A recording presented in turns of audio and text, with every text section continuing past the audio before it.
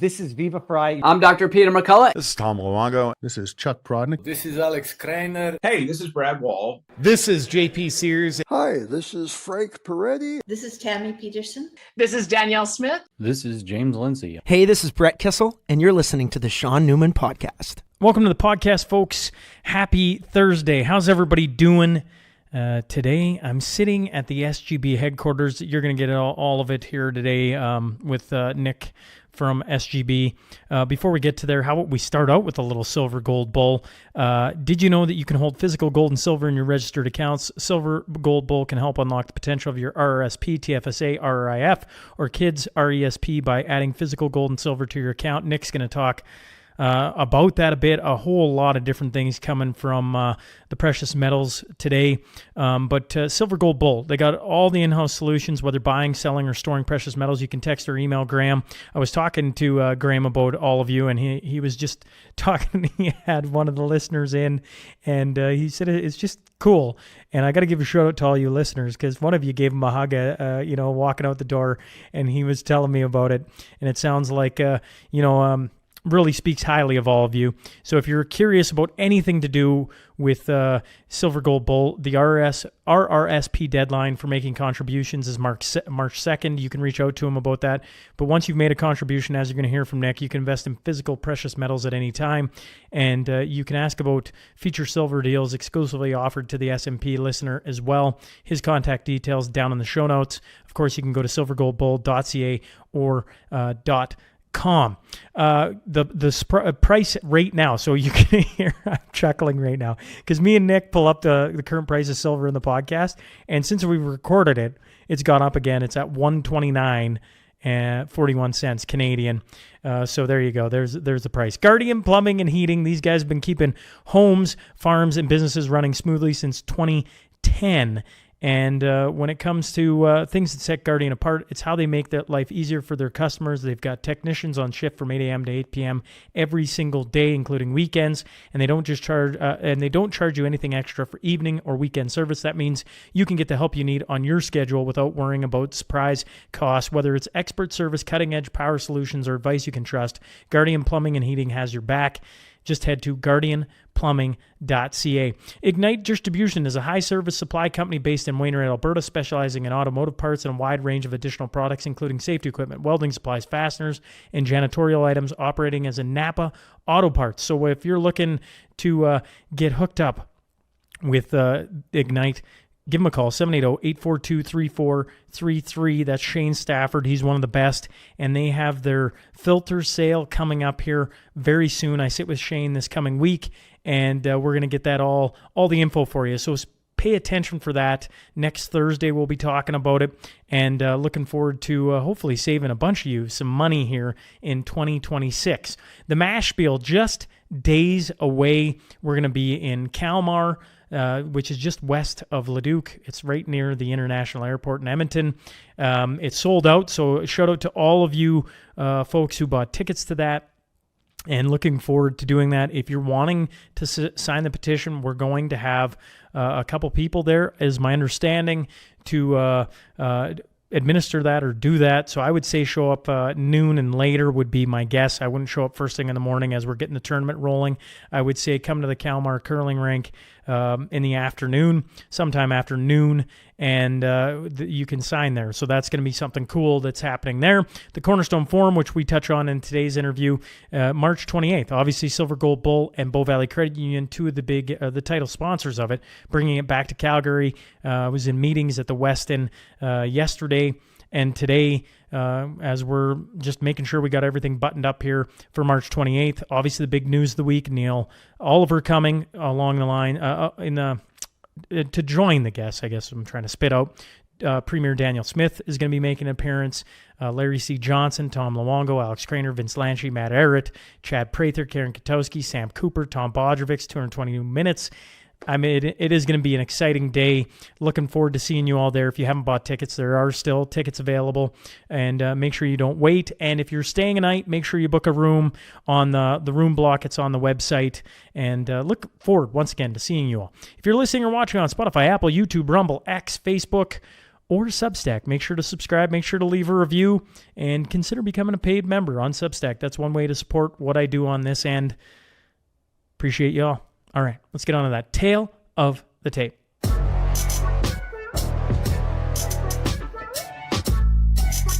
Today's guest is a partner at Silver Gold Bull. I'm talking about Nick Morianos. So buckle up. Here we go.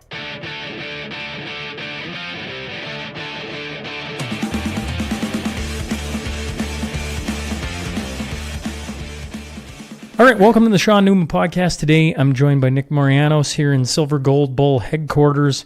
The whole thought, well, first, thanks for having me in, Nick. Yeah, it's obviously always my pleasure. Yeah, well, normally we have it. I wanted this to be in the new studio, but here I am. I had Luke Groman on last week, and he brought up some things with storage, and my brain immediately came here.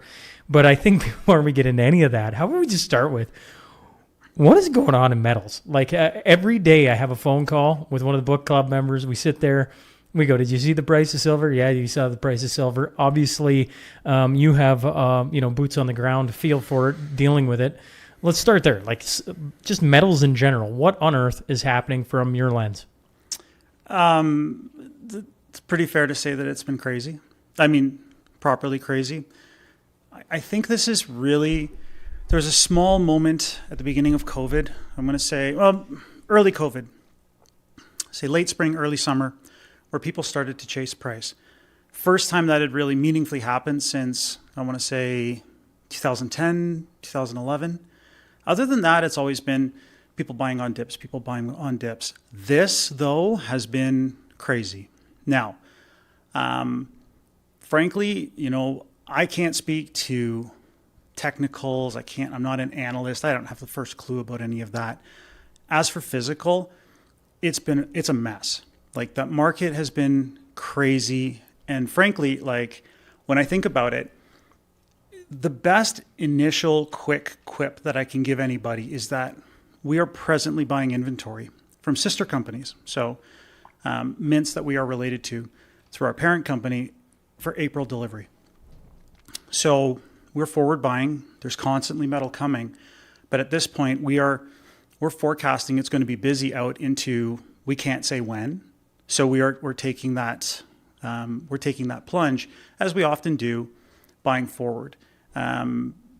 It is, I think, really what I've been trying to share with people, because my phone's been blowing up. I'm not even in sales, really. I'm the CAO of the company. Used to do sales, but a lot of it is, it's really just making sure everything works behind the scenes, from legal, compliance, everything like that.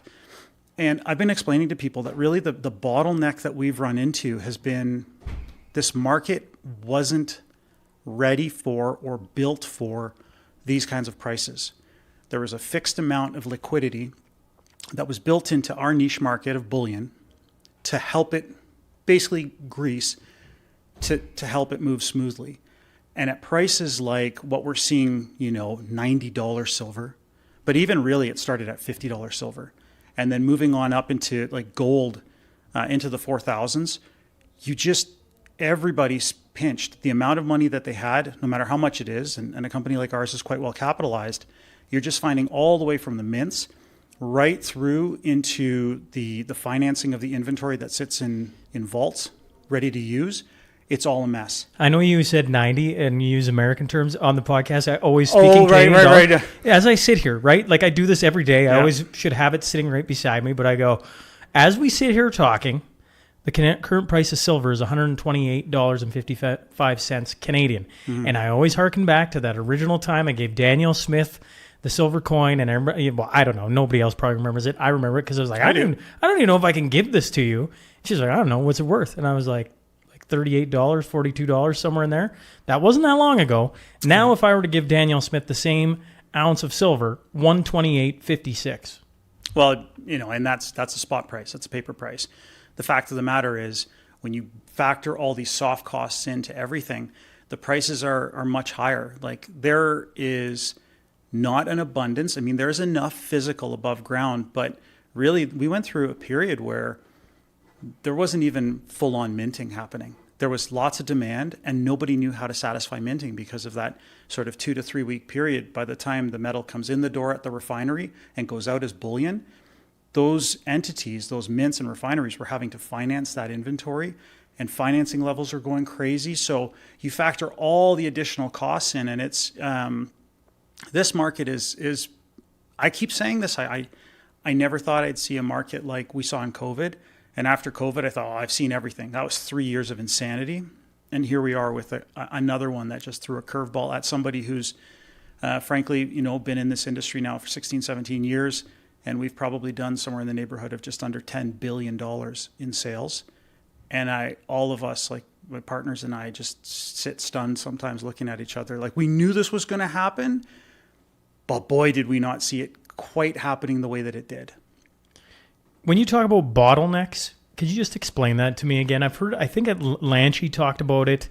I've heard a couple different podcasts talk about the bottlenecks, but like when you look at the $128, like Armstrong's come on lots. I mean, all the names have been on the podcast. Tons of people know about it. They see that price and they associate a ton of different things to it. Is it just strictly, I'm probably oversimplifying, but the bottleneck part of this, is that part of the reason of it just going to crazy levels? And I don't know, and maybe you could just explain the bottleneck of silver. Yeah, I mean, I want to be cautious not to get over my skis and say anything that's not necessarily correct. But one of the big problems that exists in silver, so we talked about financing. It's a huge problem. Because silver it's a much more difficult metal to deal with. It's compared to gold, it's much more voluminous, although that's starting to change too. And I know we're going to touch on that later on based on the ratio. It's always been something that's been more speculative in nature when you talk about the way that its positions are taken in markets on paper. And then when you have to settle, the logistics of it they're just really challenging. So 100% on the logistics side, like the stuff that we were, starting to hear about earlier in 25 with this London to New York stuff. When it's gold, it's doable. When it's silver, things can get blown out of proportion really, really quickly because, frankly, there's never enough silver to satisfy the paper markets. That's obviously something that a lot of people know about, and it's a critical factor that there are way more contracts, way more ounces of contracts that are created than there ever are physical ounces to back them up. When I talk bottlenecks in our industry, sure, we have these issues of moving stuff. It's a huge problem. Gold you can chuck on a plane, it's relatively cheap. Fly it across the country, it's no problem. Silver, you put a pallet of silver on a plane or 2 pallets of silver and you're tapped because you're talking about tonnage at that point. So it's a little bit more challenging. In our case, and this has always been the case, is there can be lots of silver in these big 1,000-ounce bars sitting on pallets at refineries or mints, but getting that turned into usable product it's something that takes a lot of time, it takes a lot of effort, and frankly, there's only a few that really do it meaningfully. We're blessed that we're related to the 2 big ones in the United States that are non-government. And at the end of the day, it always backs up quick, and it's just a matter, they're humming now at 100%, but this is going to take something where if we don't get a bit of a lull in the market, at least on the physical side, we're not going to see reprieve for months. The talking about plane so when you're talking about transporting gold versus silver and you're like, you get a couple of pallets, my brain goes, okay, in Canada specifically, but I mean, the United States would be no different. It's a giant country. So instead of having a whole bunch of gold in 5 hours, if you order a bunch of silver, we're talking about a semi-load coming down the highway. That's exactly what happens. So now you're talking about days, yes, and then it can't catch up, and so that's the logistical part of the bottleneck, correct? Yeah, and then you factor in that gold is the financing on gold is much more stable. It does fluctuate a lot, but financing on silver can change by a factor of 10% overnight, and that can just create tremendous amounts of risk, and then everybody just it just causes a ripple through the market and a shimmer through the market on the production side. But meanwhile, the demand side can be ripping, like super hot. It's there's just it's such a fascinating metal. I mean, for so long, we were talking earlier, and I was saying, you almost looked at me and said, "Why am I the one that saw this coming, but you didn't?" And it wasn't the fact that I didn't see this coming. It's that this just felt in some ways to me almost like the '08 financial crisis, where you knew it was coming, people were telling you that it was coming, but you didn't really realize it was happening until you were in the middle of it. And this market just developed in such a way and with such ferocity that I sometimes sit just stunned. Like, obviously it's a blessing to have been a participant in it for as long as we have, to have been a believer in it and have acquired a position in it. But I just really thought the other side of it was going to look really different. I thought that we were going to see a lot of other economic fields maybe struggling, where I think they are struggling, but they haven't broken yet. And meanwhile, we have these unbelievable prices in silver. I mean, let's not discount gold too. We're talking, correct. You want to talk Canadian dollars, so $6,200, $6,300, $6,400 an ounce of gold. So it's been really something that's just been a bit of a stunner. And I think it probably is telling us that, not in a speculative way, but really there's a long way to go, because the other side of this hasn't happened, which is a lot of the, now I think kind of talked about, almost joked about, issues with the economy haven't really taken hold and actually broken yet.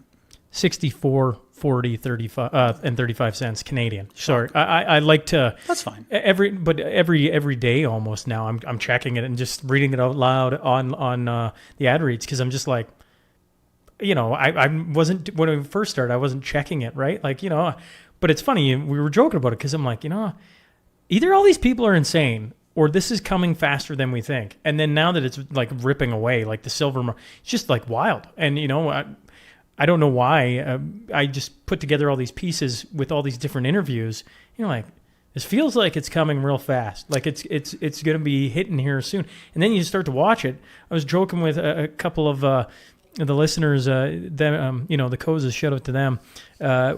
Their family dynamics, their kids buying a bit of silver, and then like by the next morning we're sitting around the breakfast table, it's gone up $4 an ounce, and he's just fist pumping. I'm like, so I've been talking about this with just everyday people, I guess, for sure on the daily. This is the number one conversation I had. I was telling you, I'm going on with Ben Perrin, Bitcoin guy. He goes, "What do you want to talk about?" And there's a group of us going on. And I'm like, full stop. That the conversation I'm having everywhere right now is the price of silver. Like, I mean, it's just going crazy. Year in review, Terry was in here, and she brought up RRSPs, and we'll certainly get to that. But on it, we were joking, like, are we going to see $100 Canadian an ounce silver by the end of the year? And we did, and then it dropped, and now it's gone. Just absolutely, what are we, day 14, day 15, wherever we sit, folks? Yeah. 128. Like, it's just interesting to watch this carry on, which brings me back to Luke Groman. Mm-hmm. Luke Groman said, if you don't know the vault you're in, if it's certain types of vaults, you got to be very careful, because essentially you think it's your gold, it's not your gold. And I thought of vaults, and I'm like, well, immediately I just went, I should have Nick on, and come here and talk to you about what you guys do here, so that if people are, well, I don't know, I assume they're like me, they heard that and they're like, oh, well, where can I store it if I wanted to store it somewhere that isn't digging a hole on the farm? Which is good too. Where would I store it? I thought a SGB, to be honest. Yeah, so that's a really important piece of the puzzle. I mean, you own something, it's very valuable. I think it's important to note you can't really put it on homeowners insurance. Bullion is a little different than jewelry, and I think even jewelry is capped. So, and people have always had I think a tacit interest, like they've had an interest in storage, but now with the values kind of going where they are, it's amazing. 500 ounces of silver, let's just talk silver for right now. 500 ounces of silver forever and a day was a hefty amount of money. It was, you're talking about $20,000. Now it's like $60,000. Like, you're talking about, like, these numbers have just gone completely and totally squirrely. So with regards to storage, it is a real going concern here. I mean, full disclosure, this building it's something where we're starting to look at, like, I think we're going to need a second building, and we're talking about it as partners. The benefits of it, really are down to, let's just talk plain and simple, just the best kind of storage you can get. And then we'll get into specifics of the partner that you're with. The best kind of storage you can get really is allocated segregated storage. So when it's allocated, it's in your name and your name only. And when it's segregated, it's held completely separately from the next person's. There's a physical barrier between the two. So there's no chance that your gold and their gold or your silver and their silver are touching each other and could potentially get mixed up. An added benefit that we have in this location, our HQ, that you can't get in, let's say, a Brinks, which is also a great alternative. But what you can't get in a Brinks is you can't get put directly on insurance. Here you can get put directly on title. So in the small probability or possibility of a catastrophic loss, the payment from insurance goes insurance directly to the individual and with nobody in between. But then, you want to find a good compromise. There's a lot of people who want to store their metal outside of Canada, let's say. Let's just talk about Canadians. We operate on both sides of the border. We're in Las Vegas too. But they'll say, where can I store it? I want to store it in, and there's great solutions. We have partners down in the Cayman Islands with SWP and a number of others in the Brinks network around the world. But people often say like Singapore and stuff like that. And that's fine. And I certainly wouldn't poo-poo it. But I mean, we're just in a weird world, right? Like you talk a lot about geopolitics. Things are so off the rails. Obviously, we see the level of encroachment that's happening in Europe, which is only getting worse on privacy, with censorship, with property rights, with everything. And God forbid we go another level into CBDCs or whatever it might be. And now it's like we're really under the government's thumb. So you kind of want to be close to it. I empathize with people that want to have it in a different jurisdiction, but you do at certain levels have to report not what exactly you own, but the value of it. And at least in your, if it's somewhat local to you, whether it's storing in Brinks because you're on the other side of the country in Toronto or Montreal, or if you're in Vancouver, or if you're in Alberta, for sure, having it here, or for the Americans, like having it in a local vault makes a lot of sense because you can probably get quicker access. Like in this vault, you're talking business days, not Saturdays and Sundays, but you're 24 hours and we can get you in here to either pick up, drop off. And if you want liquidity, it's instant. Like you call to sell, we issue funds right away. It might be in your account next day, but it's free and clear of holds or encumbrances. Like that's the kind of thing that you need. Like this is, for a lot of people, this is a bank account for them, an unofficial bank account. This is where they put their savings. This is where they're putting their trust. So it's top tier.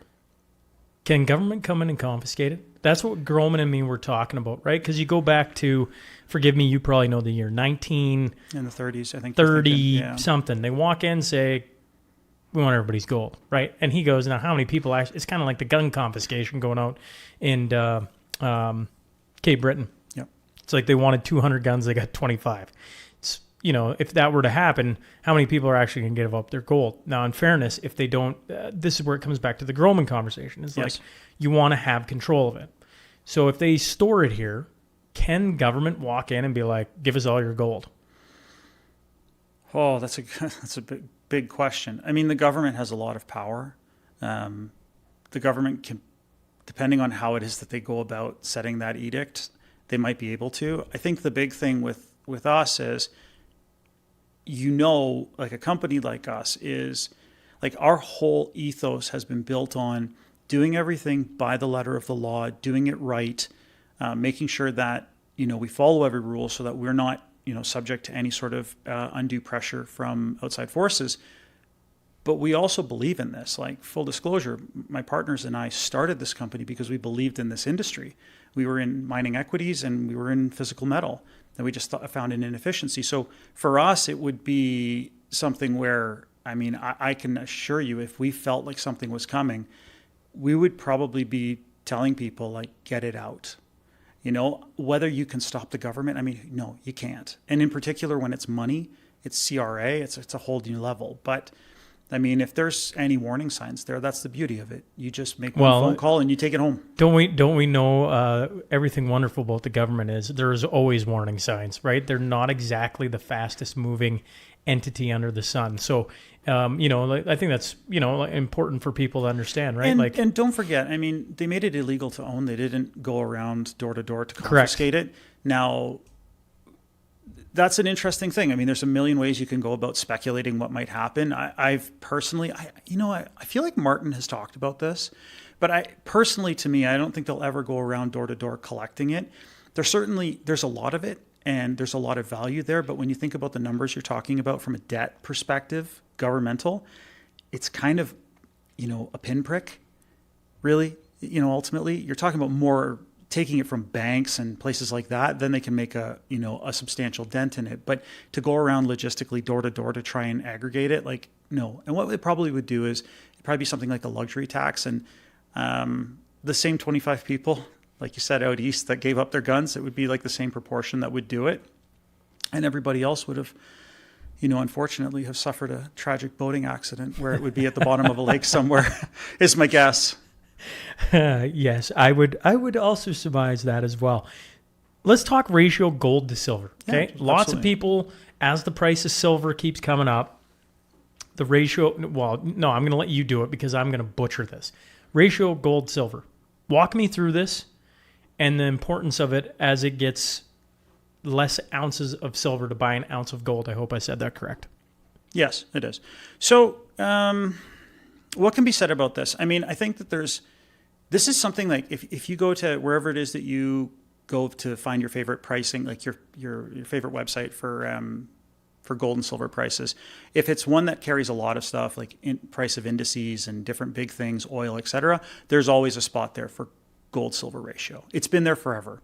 One of your favorite guests, Tom Luongo, actually, I know in his market reports, every so often he goes through a detailed analysis of it. And this move right here has been nothing short of breathtaking. It's not the first one that I've seen in this industry at this level, but this is probably the second biggest. And it will probably be the biggest by the time it's all said and done. So the importance of it is, number one, there's a lot of people who talk. I think they talk very definitively about where it's going to go or where it has to go. I don't know that that's necessarily the case. Like, there's numbers that get thrown around like 16 to 1 and what have you, and they could come true. You never know. But, frankly, I can speak from it's getting, my tenure in this industry is, like I said, it's like 15, 16, 17 years. The lowest I've seen is 30 to 1. And we're presently today, I believe you and I looked at it, it's 50 to 1. During COVID, it blew out to the biggest spread I've ever seen, which was 120-ish to 1.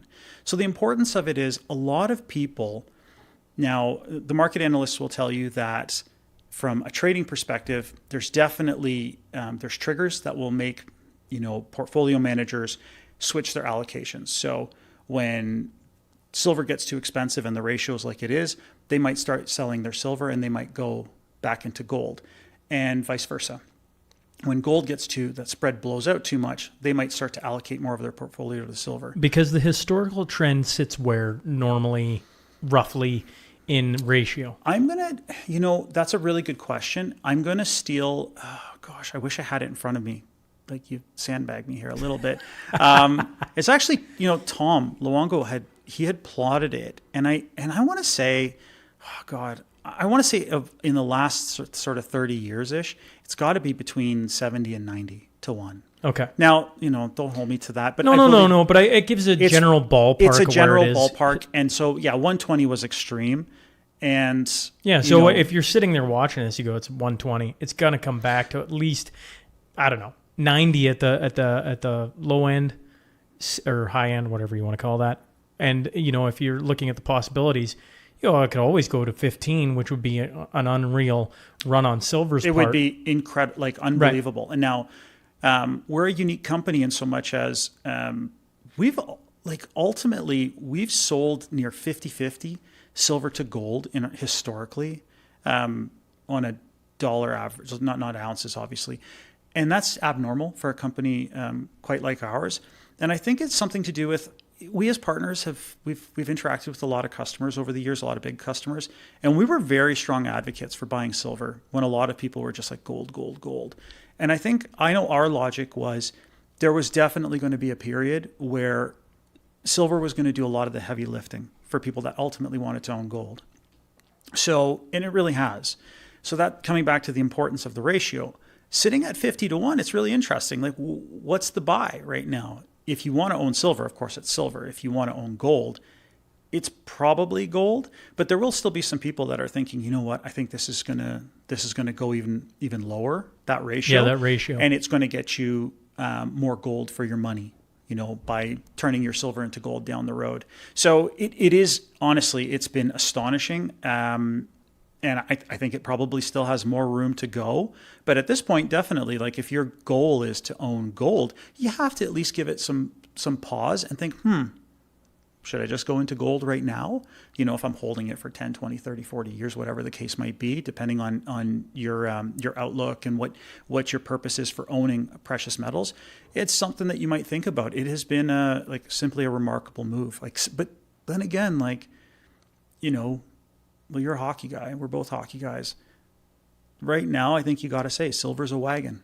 Like it is just. It is a wagon. Like that's, you know what Not I mean? the Calgary Flames, more like No, that would be a sad wagon, and I'm a Flames fan, so. It has been a wagon to watch. Like, I mean, you know, every day I flip on to read the ads, and I gotta check out the silver price. So I'm flipping to it. I'm like, I can't believe it, right? I don't know how many calls I take or texts I get now saying, "Have you seen the silver price today?" And I always wait till I'm running through the ads. I mean, this is a special case because I'm pulling it up, because normally I'd read the ad and I'd be like, holy crap, it's at 128, and I'll be curious if it's gone up or down since then. But I mean, that's even a move from yesterday when we were talking about it, folks.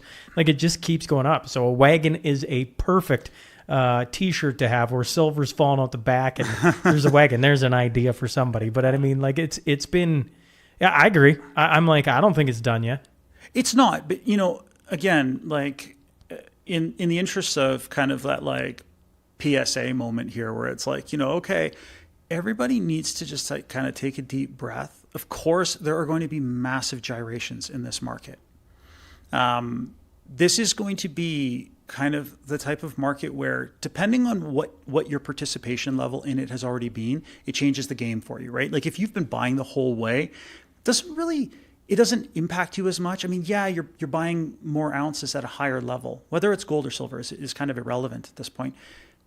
But your cost average doesn't move too much unless you're doing outsized purchases at these levels because you found, you know, newfound liquidity. When you're, you know, and for the people that are making their first purchases, it's kind of one of those things where you have to take a deep breath, think about why it is that you're doing this, because I think it's really important. Whether you're buying stocks, whether you're buying precious metals, you're buying anything, you want to have like that really calm moment where you've reflected on it. You think, okay, my goal in this is, you know, what is it? We've always been really big advocates for wealth preservation. And like, I'm only bringing it up now because I think a lot of people are obviously at the point where they're just like, they're speculating. And that's, you know, this is the kind of market that you speculate in. And, you know, if you listen to a lot of analysts, you don't know what's going to happen between here and the end. So it is probably going to almost certainly be a wild ride with big fluctuations up and down. But, you know, at least you think you know where you're going at the end. But you obviously want to have that moment where you say, you know, is this going to be the type of purchase and this size of purchase that's going to keep me up at night? Or is this the kind that is manageable, and whatever happens, I don't care, because the goal here is to just get that money tucked away in something safe and secure that isn't subject to the debasement of currency, that is, let's say, outside of the system, which isn't being put into like I don't know, what are we at now? 9-year, 10-year, 11, 12-year bull market in equities. Like that's kind of why people were buying when it was boring and, you know, had no interest in it. And it kind of still, you know, stands true right now. Yeah, I was never a big anything playing hockey. I didn't worry about any of this stuff. Everybody knows on this show, at least knows most of my journey, right? From hockey player to talking to hockey players to, you know, COVID and then going down. You know, I just had a listener comment. What was it? I had Tom and Alex on, and he commented, I still remember when this host was still green behind the ears or something like that back on the first one. He's really grown since then, and I chuckled because, I mean, there's been 22 episodes with Alex and Tom now, not to mention all the other people that I've brought in. And I remember listening about silver 4 or 5 years ago, and I can't remember if it was Martin who talked about it first, or one of those. I'm like, oh, that's interesting. And I remember the ratio and hearing that, I'm like, that's really interesting. No, I mean the ratio is really important, and this was bound to happen. Like, without getting into like boring details, silver has been it's been a suppressed commodity for a very long time. I think it took our market a long time to come to terms with the fact that it is an industrial metal along with being a precious metal. It is a precious metal. It's categorized as such, but it has maybe in most markets more industrial properties than precious. And a lot of people, when you tell that to them, they get really upset because it's like you kick their dog or something. But in reality, I think in a lot of ways, it actually lends itself to the story of the fundamentals of the commodity itself, right? Like it is needed. Technically, gold isn't needed. Gold is cherished. Gold is becoming money again. I mean, it's an important conversation. I believe it was just in the last week, 10 days, that gold is now basically has become the number one reserve asset. When you're talking about sovereigns, it is, I believe now, by dollar value, it's surpassed U.S. Treasuries. But again, like, there's no real need for it. I mean, jewelry, that's about it. Silver's in everything. So it's important. That puts pressure on it. That makes people not want it to go up in price. But when it did go up in price, boy, you knew it was going to really go. And Lord knows now, banks and everything have there's still lots of them that are shorting it, but a lot of them have gone long, and a lot of them were long the whole way too. So it's just created such a fascinating dynamic. And yeah, even for dudes like us that have been in this for a long time, like we sometimes, I don't know if this is a good or bad thing to tell people, but sometimes we sit around looking at each other like, what on earth is going on? Like truly just stumped. And we don't speculate at all in the business. It's not about that. It's actually entirely hedged. We just have to figure out what kind of inventories we're going to need. But again, the markets, we take care of all those hedging and exposure positions through markets. But yeah, just in our quiet moments of reflection, it is just like, wow. And there's a little bit of like, I told you so, for the assholes that were like, you're idiots. So that kind of feels good too. But, we try and keep those to ourselves. I want to talk about trade, fractional trade, but also, we were talking with Bill and Graham upstairs, right? Mm-hmm. So listeners know Graham lots because they've probably reached out to him, I hope, right? And had maybe some different conversations. And they brought up a really interesting point on the first purchase being the scariest purchase, right? Like this idea, like, oh, am I going to really do this? And just walking people through that. And I don't know, your thoughts on not only fractional trade, but the scariest purchase being your first.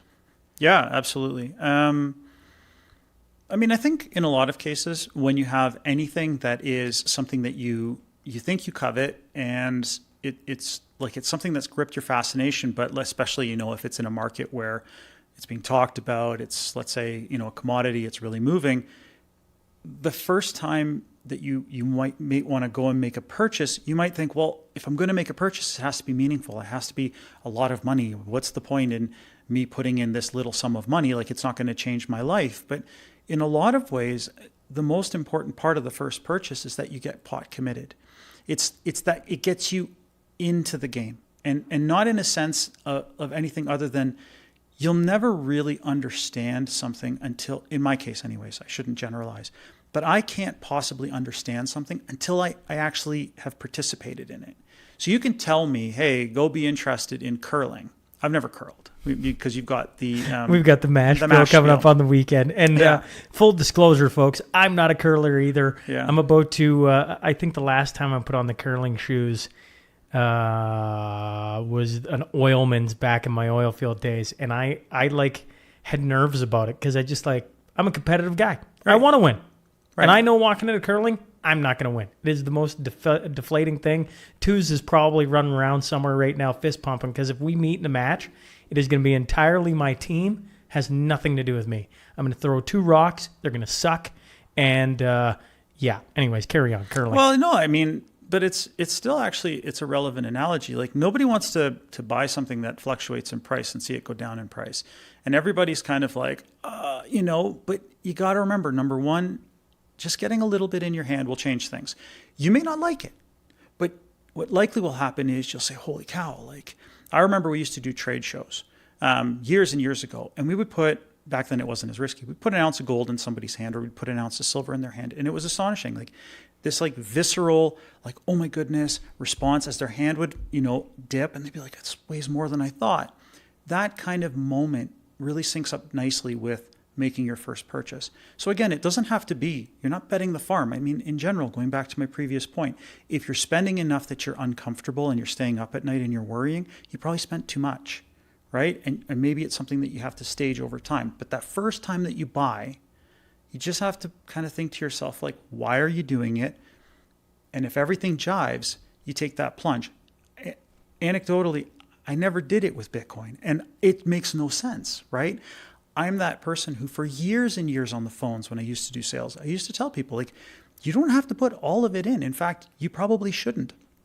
You should have what you feel is a percentage of your portfolio in hard assets. It doesn't have to be gold or silver. It could be a mix of them. It could be Bitcoin. It could be a bunch of different things that you're pulling together as an alternative, something that is that runs counter to your regular portfolio or the other things that you own, like real estate or whatever it might be. And I used to advocate for just like make a purchase, and then see where it goes and just cost average buy over time. And that has been quite successful for people. So yeah, that first purchase is, it's a big one. I remember roughly 7 years ago, folks, and we want to get your thoughts on this. When I was first, we were broke. Mel and I were relatively recently married. We'd had our first kid, then we had our second kid. We just bought a house, and we just didn't have a pot to piss in. I mean, it was just full stop. We're just broke, right? Like, I mean, you're working your bag off, Yep. and you're just trying, and then you go, you just put a little money in. And I'm like, that's nice. I remember hearing this back then. You just put a little money in. I got no money. And I read a book. I read a whole bunch of books. It was back when we started the book club out. And one of the books that I read, I think just on my own because I got into this realm, like, how the hell do I dig myself out of a hole that, you want to get out of? And so, Mel and I put our collective heads together and we were just trying to figure things out. I read a book, a very simple book, Richest Man in Babylon. It was so simple to me, right? It was talking about goats and sheep, and you sell a little bit of wool and you put those coins away, a portion of them, and eventually your coins reach enough and you can go buy another goat or sheep. And I'm way oversimplifying a very simple book. And I remember thinking, man, that actually makes a ton of sense. So that's what I started doing. I just started putting a little bit of money away, and for people that are listening to this, the money going away was so that I could start a podcast and take an actual leap into it and try and do this.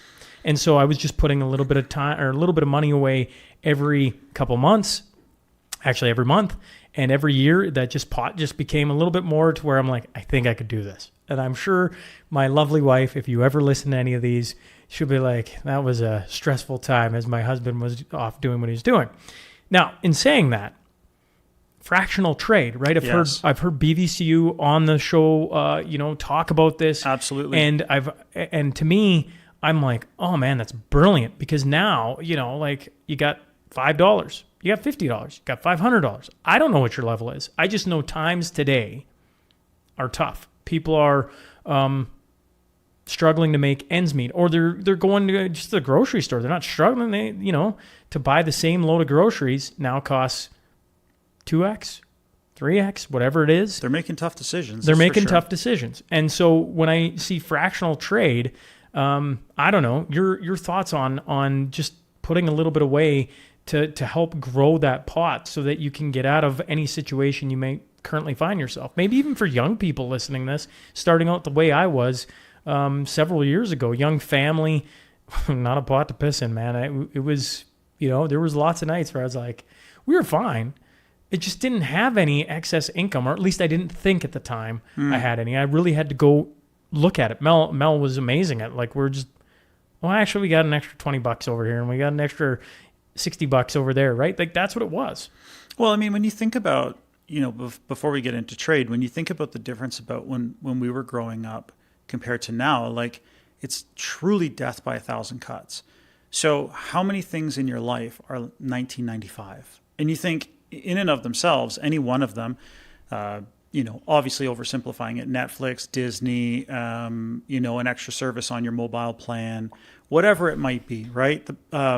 You're looking at your Instagram, it's New Year's, you're like, oh, I got a little bit of an inner tube on me. Maybe I'll sign up for those military exercises or whatever. I'm sounding like I've done this before, but I kind of maybe have.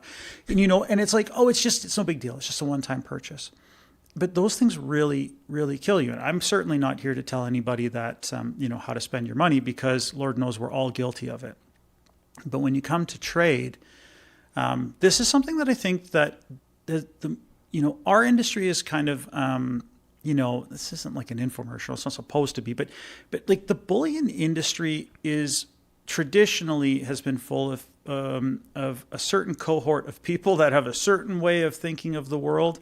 Namely, they're they're very much like, I'm going to buy it. I want it delivered in 2 days, like a day or 2 days, and I want it in my hand, and nobody's ever going to see it again. And there's a lot to be said about that.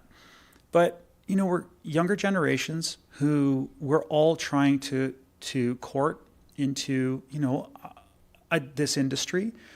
And I think we've really been benefited by crypto. Like, there's no two ways about it. I think it's a shame that our industries don't work more closely together, because I think that crypto and Bitcoin have done a lot of heavy lifting for the precious metals industry. And part of that is digital. And, for instance, in our case, it's trade. So what we've built, and we're not the first to have done it, and we partner with Bow Valley Credit Union and Brett and his team over there, and they've seen great success with this, is we've built a fractional gold and silver system where, normally a lot of the things that you hear about buying paper is, buying ETFs, exchange traded funds. And those, to really, really simplify it, they're full of a lot of stuff. But that stuff isn't necessarily gold. It's representations of gold. Contracts, paper contracts, this, that, some physical, et cetera, depending on the prospectus.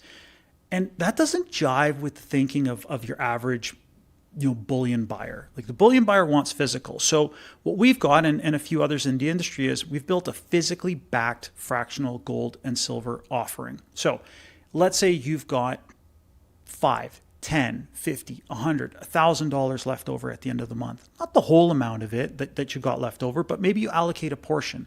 And the reason I said 5 is you can go as low as like $5 if you want to, and just buy, honestly, like fractions of an ounce of silver and gold. And you think, well, what the hell is that going to do for me?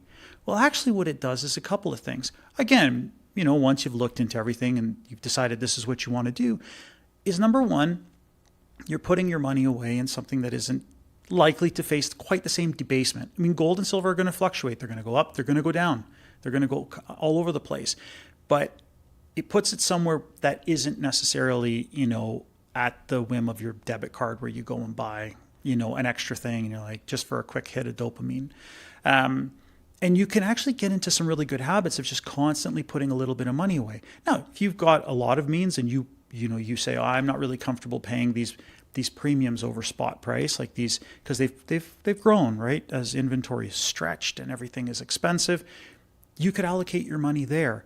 Or, like I said, you can buy over time in the increments that you're comfortable with. And then all of a sudden, a few months, a year, 2 years down the road, you look in your account, you're like, holy cow, notwithstanding any appreciation, you're like, I put away a good chunk of money here. And if you want to take physical possession of it, there's a one touch, like a one button, where basically because you can't take possession of these big bars or a piece of those big bars, but there's mechanisms where you can get physical delivery of product for what you've saved up in there. So it just takes a little bit of the whole, like, oh my goodness, $100, $120 for an ounce of silver. Or you're looking at an ounce of gold and you're like, how? I don't have that type of money sitting around, right? It's essentially, for, again, back to the crowd that's into Bitcoin, crypto, et cetera. It's kind of like, everybody says, oh yeah, I'm into Bitcoin, but how many people go out and buy a whole Bitcoin? Like, no, they buy like the Satoshis. They just buy sats. So fractions of it. It's the same sort of thing, but it's physically backed. It's settled end of day. There is always more gold and silver in that pool than there is pledged. So there's always an excess in there. It might not be a huge excess. Sometimes it might be more or less, but there's always more in there than is pledged.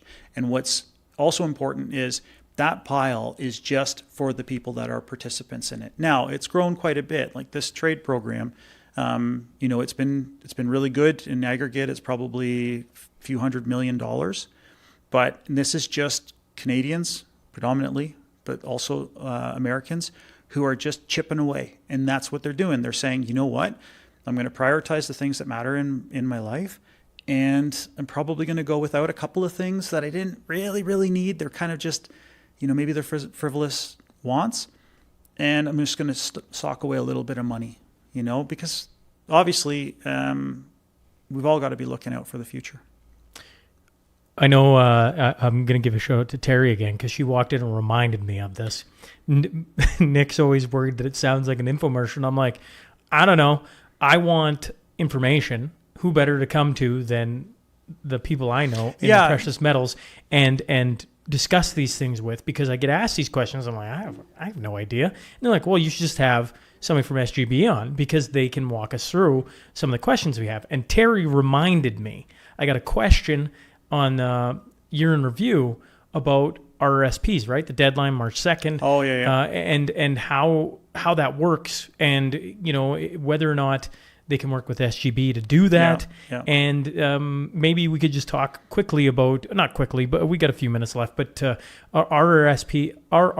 It's funny, before I showed it to Bill for writing out that ad read. Oh. There is like 17 acronyms in like a 2-sentence pair. I'm like, man alive. RRSP, TFSA. Correct. Yeah. Anyways, shout out to Bill. People have been asking about it. And I remember hearing about it like 3 years ago and being like, you can do that? Silver, gold, bold. Can you do it through SGB? And then if you were so inclined to do it, how would that work? Walk me through this. Walk the average person through it. For sure. Before I do that, I'd be remiss if I didn't say, just for those that are interested, with that trade program, really thin margins relative to bullion, and you don't have any storage fees. So it's effectively just like a really cheap way of acquiring and aggregating grams and then ultimately ounces of your favorite precious metal or both. Now, RSPs, yeah, absolutely, you can. It's a really interesting program. It was built on the heels of what Americans enjoy, which is they're being able to make purchases with their IRA accounts. Again, they're their own version of a registered savings account in the United States. You actually buy physical metal. Of course, you can in your your direct investing account, you can go and buy ETFs, you can buy mining stocks, you can do whatever. But if you're that person that's like, I need and I want physical, I want to own a bar, a coin, whatever the case might be, you can do it. Now, the one critical thing, you cannot take physical possession of it while it's registered, because the government has a lien on it, because obviously, the way it works with taxes. So what happens is you need an account with the one financial institution that does this in Canada. It's with Questrade. When you call our services team, they walk you through all of this. But you need so there's 16 eligible accounts, registered education savings plan, RRSPs, LIRAs, LIFs, RIFs, all of them. You say like it's a tongue, yes, it's a tongue twister. It's a tongue twister. Yeah. You just need that particular account, that same one in that institution. You can keep your existing one open, and then you would transfer funds, new funds in if they're eligible, or you can transfer in kind from your existing account over. And then it's just one form from us. And then you can start to purchase physical precious metals. They're stored at Brinks. Again, allocated, segregated. They're never commingled. And ultimately, if you want to take possession of them, you absolutely can. There's withholding taxes that you would normally pay anyways if you deregister your account, and then you can take the balance of them into your possession. But you had another question that you started it with. Was it just the whether you can do it or not, and whether you guys do it? Yeah, absolutely, we do. Yeah, 100% we do it. Again, really successful program. I think it's created an opportunity for people to have more control over their registered savings. Obviously you have to think about it, make sure you got the allocations that you want right. But people really have enjoyed the fact that you can take physical possession of it at the end. I was going to say March 2nd. The deadline. Everybody always reminds me about this. March 2nd is the deadline for the year, right? Yeah. You can, once your contribution, whenever it is, but yeah, it's just to make your contribution. You can make your purchase. you at can, any if time. you're sitting Yeah. with whatever in RRSPs, Yeah, you can move absolutely. that across at Yeah. any point in time. Exactly. Yeah, you can move your existing money at any time that you like. Your deadline for contributions to your previous tax year is it's like end of February, whenever it is, early March. But ultimately, for the purchase of it, you just talk to the services team here, and they'll walk you through it. No problems. I'm chuckling because normally, folks, I would get Nick into like a ton of different conversations, right? Like, I mean, all the stuff going on in the world, all that. But it's funny, we're sitting here. Normally, when I come in, it's like, okay, yeah, you need this room at this time. We had to schedule in like an hour to get in here, to get out of here. So I'm like, if I feel like I'm pushing Nick to get to all the questions I had, it's because of time today. It has been interesting to be in this office. I've been in and out of it, over the lots of times over the course of a couple of years. And this is the first time where it's like, nope, you have to be in here. You have to be out here. So before I get out of here, the Cornerstone Forum is coming up March 28th. Yes. SGB, along with BVCU, has, I tell the story lots, but, you guys were instrumental in bringing it to Calgary because I did not want to do this. I was no, I'm not coming to Calgary, at least not for another year. You're like, no, you need to come. And so then we did last year at the Winsport. I think it was a massive success. And then this year it's coming to the Westin. We have the Premier speaking. Yep. We just confirmed Neil Oliver. That's been the big news of this week. Been lots of texts of people excited to see Neil, along with a ton of different speakers that I think are excellent. Martin Armstrong making a return to Canada. That's awesome. Along with Tom and Alex. Larry C. Johnson coming for the first time. Karen Katowski, Chad Prather, Vince Lanchi, who was supposed to be last year. Now he's making it this year. I'm pretty excited about it. But from SGB's standpoint, or anything you want to say about it, you guys are one of the title sponsors along with BVCU. Your thoughts on the Cornerstone Forum coming here March 28th? Yeah, the genesis of our involvement with the Cornerstone Forum is really, I was at the first Cornerstone Forum, and I was at the predecessor to it. The Tom and Alex, Luongo Craner, S&P presents Luongo Craner. Exactly, at the casino up in Lloydminster. And, I mean, I think my big takeaways from that were, and I've seen you host events lots, right? So, without pumping your tires and inflating your already ginormous head, you run a tight show. But the takeaway for me was I connected with a lot of people in the crowd, and nothing to do with business, absolutely nothing to do with business. It was more community.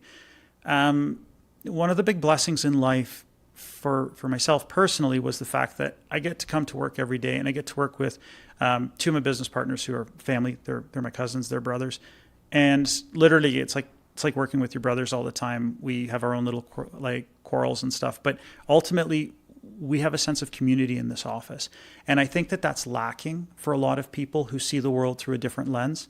I think probably a lot of the listeners of S&P have a take on the world and a view of the world that doesn't necessarily comport with the average person that they bump into at Safeway or Sobeys.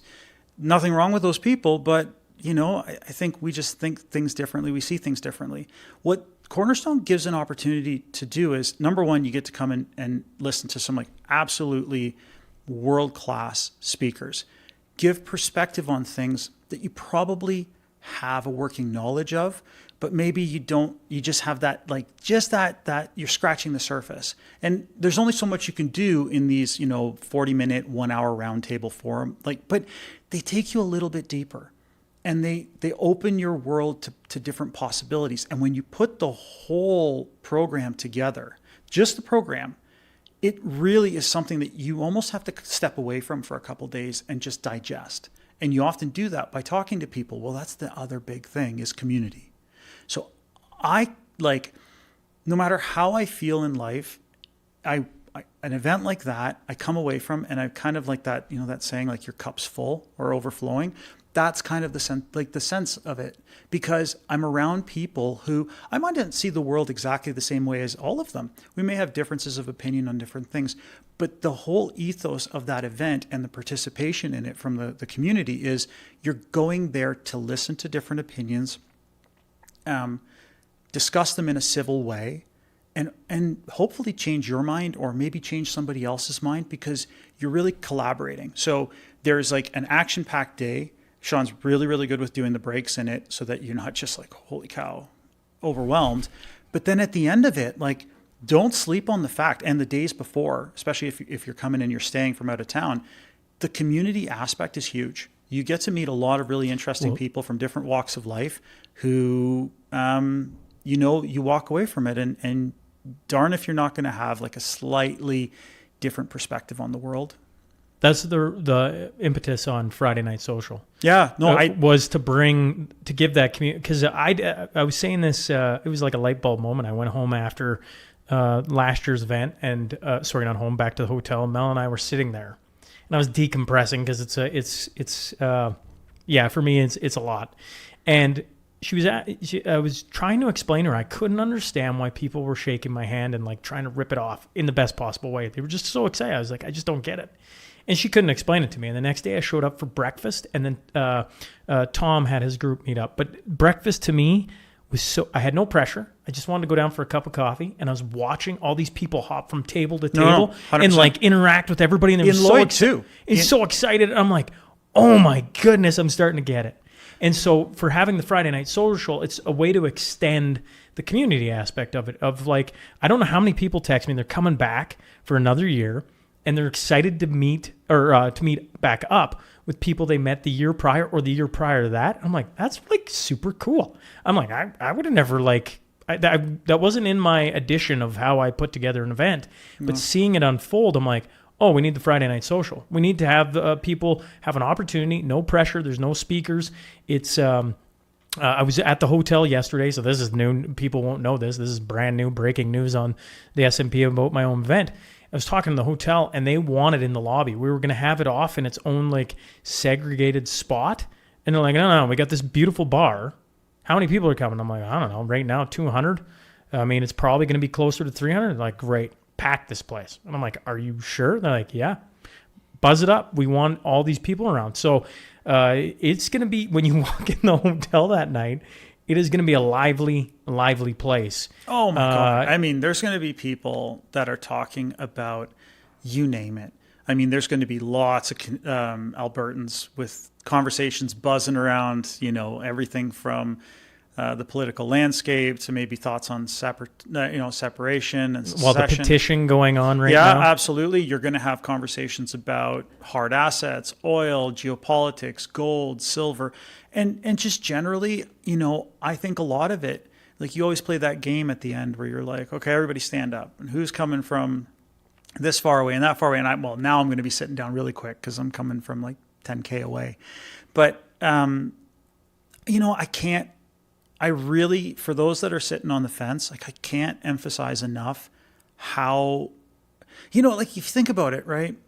We usually go everywhere. We talk about all kinds of different items. I'm probably usually a little bit more animated, but like you think about how polarizing and challenging the times are right now, because there's all the normal pressures in life like that have cropped up, like inflation, all these things. But then obviously, from government edicts and dictates to just the media and everything, they've whipped us all into a frenzy. And so sometimes, it just feels so overwhelming to pick up your phone and look at X, and it just feels like a cesspool of, whatever, doom scrolling. And then you get an opportunity to talk and to number one, to hear about a lot of these big issue items and have people with maybe different perspectives share their lens on the world. And then you get to bounce your ideas off other people. Like you really come away from it feeling more hopeful than you do, as doom and gloom as it's easy to feel. And I just think that's so important, because ultimately we're social creatures, as much as some of us like myself sometimes aren't. It's good for us to interact with other people. It's good for us to know that there are other people that see things the way that we do. And I mean, let's be honest. This is a good moment, in some respects. In others, it's really challenging. But there are really hopeful signs. Like things seem to, in some respects, be changing. Maybe Canada's dragging its feet a little bit on this. But there's room for optimism.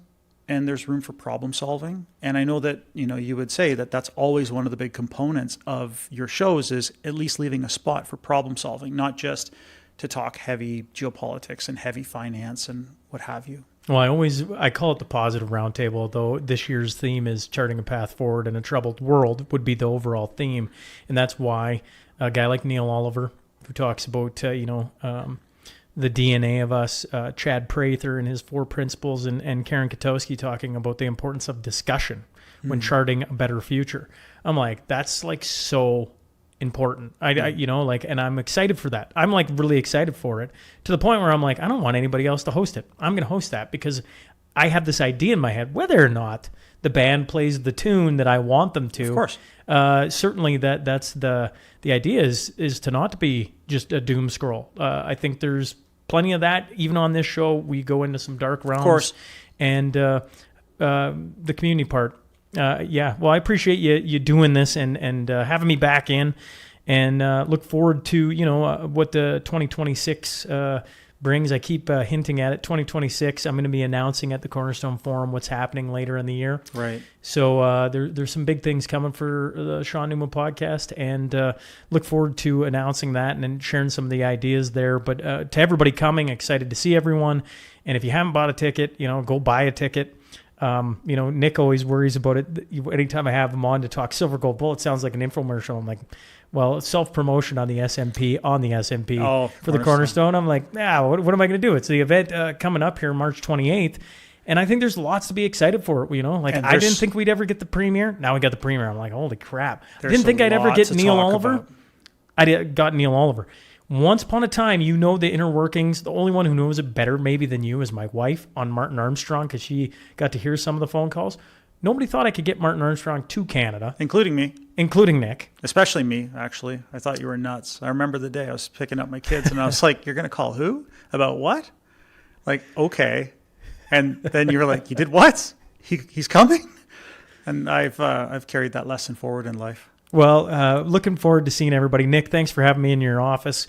And, my pleasure. And appreciate you breaking down some things. I'm sure there's going to be some questions on the text line. If you have questions that we didn't answer, fire them to me.